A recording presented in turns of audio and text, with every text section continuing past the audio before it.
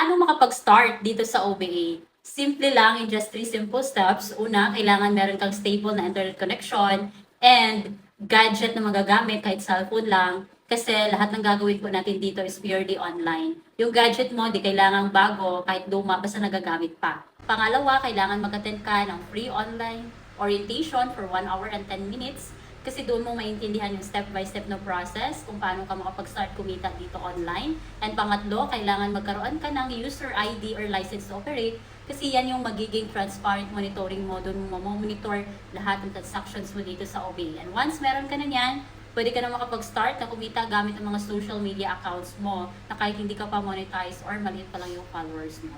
Pwede sa'yo to kahit anong background mo, OFW, empleyado, estudyante, nanay, or even senior citizen ka. Basta lagi ka lang active dito sa online and willing kang magpaturo at magpag-guide kung paano gawin itong OBE. And kaya mong magbigay ng 3 to 4 hours if part-time mo itong gagawin.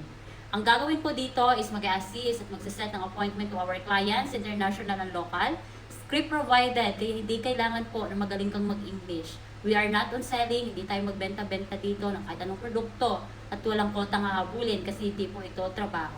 Again, ang gagawin mo lang dito basically is mag-copy and paste. Lahat ng mga marketing templates and tools na kailangan mo, i-provide po namin yan sa'yo once na makapag-start ka na.